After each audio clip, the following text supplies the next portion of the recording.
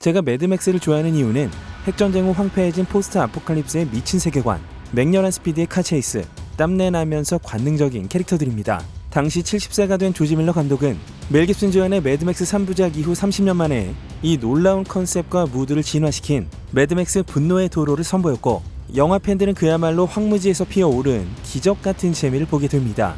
그리고 마침내 프리퀄 스피노프 퓨리오사 매드맥스 사가의 개봉이 코앞으로 다가왔죠.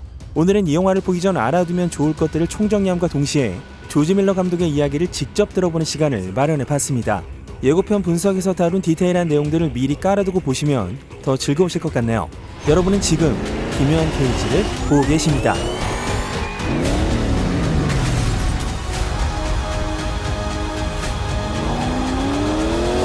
Remember me.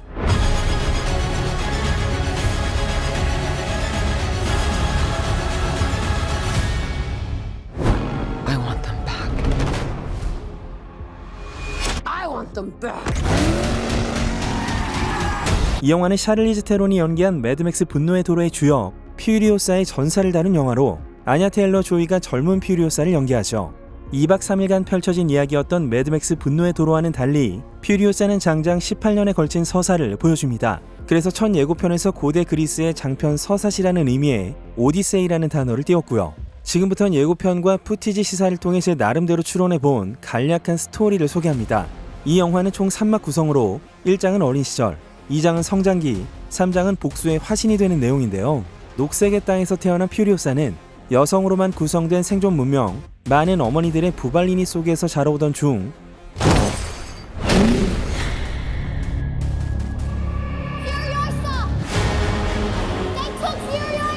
크리스 햄스워스가 연기하는 디멘터스가 그의 바이크 갱단과 함께 쳐들어와 퓨리오사를 납치합니다.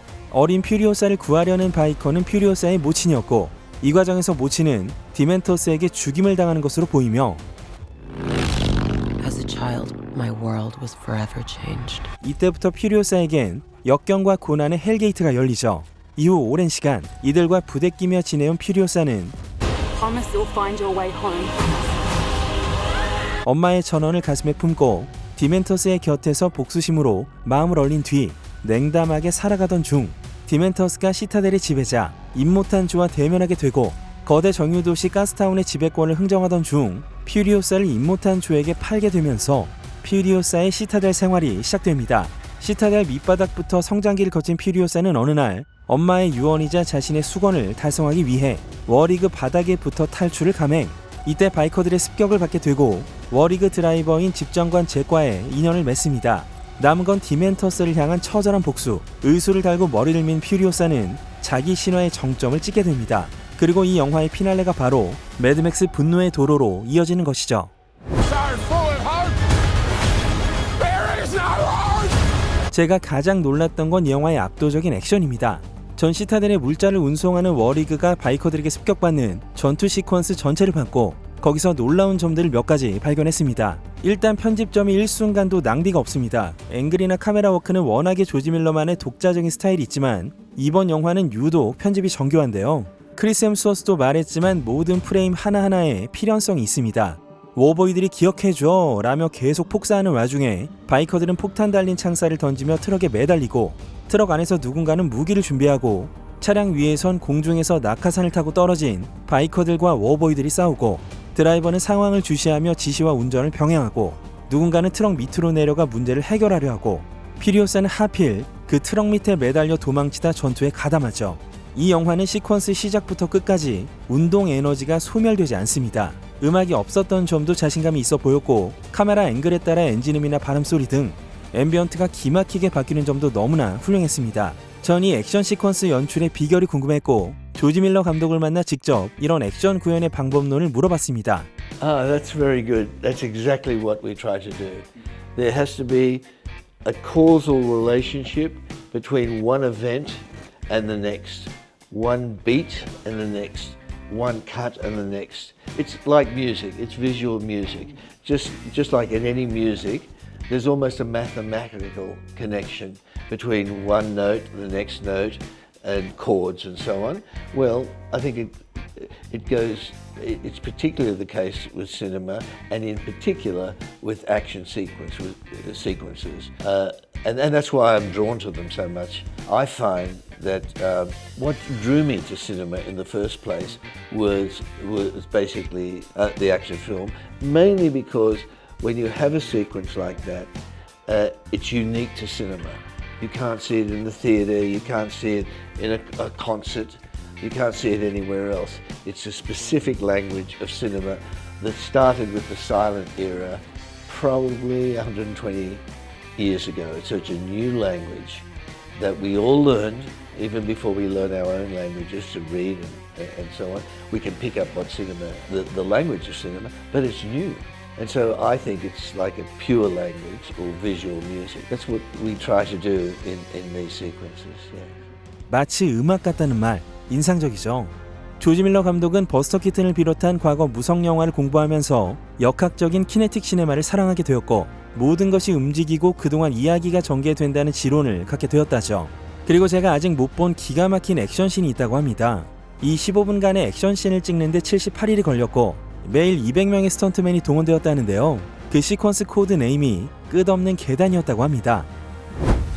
Furiosa! We've come too far.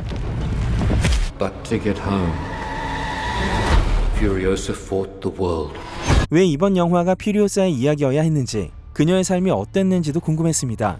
디멘터스나 바이커 갱단과 수천일을 살아온 퓨리오사의 성격, 자기를 지키기 위한 생존 방식과 원칙을 물어봤습니다.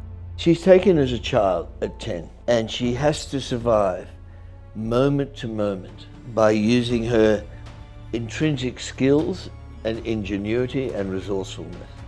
So she has to grow up. She loses her childhood, and she learns on the way. She learns by the positive behavior of others and the negative behavior of others. She learns to be resourceful at any minute. She doesn't have two chances. At any minute, she has to take advantage of what's in front of her. And bit by bit, that's the way she survives, and that's the way she evolves in this wasteland. And we see how she becomes a child who learns to become the road warrior that she becomes at the end of the story. We actually follow that story and beyond. 네, 이런 각각의 삶을 표현하는 배우들의 연기 엔진엔 계속 시동이 걸려 있었습니다. 당장이라도 싸움이 벌어질 것만 같은 긴장감이 감돌죠. 디멘터스를 연기하는 크리스 햄스워스는 분장에도 어색함이 없고 광기가 충만. 퓨리오사 역 아냐 테일러 조이에겐 분노가 이글거렸고, 새로운 임모탄조 리치험, 어린 퓨리오사를 연기하는 알릴라 브라운, 퓨리오사의 조력자 톰버크까지 거를 타선이 없습니다.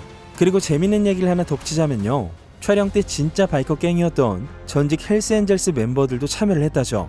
조지 밀러 감독은 이들에게 대본을 주고 오디션을 본 게 아니라 한 명 한 명 인터뷰를 했다고 합니다.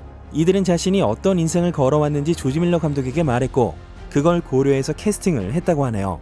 조지 밀러 감독은 의사 출신이고, 이 직업은 세상을 모든 각도에서 통찰하게 해줬다죠. 인구학, 통계학, 심지어 진료와 수술, 부검까지 인간을 여러 면으로 다양하게 분석하게 되었다고 합니다. 그런 점들이 이번 영화에도 발휘되지 않았나 싶고요. 그 밖에도 조지 밀러 감독은 캐릭터 한 사람 한 사람의 배경뿐만 아니라 맥스가 매드맥스 분노의 도로 1년 전부터 무슨 일을 겪었는지, 임모탄조가 누구인지도 아주 상세하게 집필한 소설을 배우들과 스태프들에게 건네주고 세계관을 충실하게 이야기했다고 합니다. 매드맥스 팬분들에겐 반가운 얘기일 텐데요. 이 영화는 미국에서 R등급을 받았습니다. 이유는 격렬한 폭력과 거친 묘사를 포함한 시퀀싱이라죠. 한국에서의 개봉일은 5월 22일, 가장 빠른 프랑스의 15일에 이어 바로 다음 개봉일이고, 러닝타임은 148분에 달합니다. 화면비는 드넓고 황량한 지평선과 빠르게 오가는 차량 액션을 위한 2.39대 1이니 꼭 특수관을 고집하지 않으셔도 될 것 같습니다. 한국에 와서도 호텔방에서 몇 시간씩 색보정과 편집을 조정하며 영화를 깎아나갔다는 거장 조지 밀러 감독이 황폐한 황무지에서 펼쳐지는 궁극의 스릴라이드를 들고 곧 찾아옵니다. 그 경지를 얼른 극장에서 확인하고 싶네요.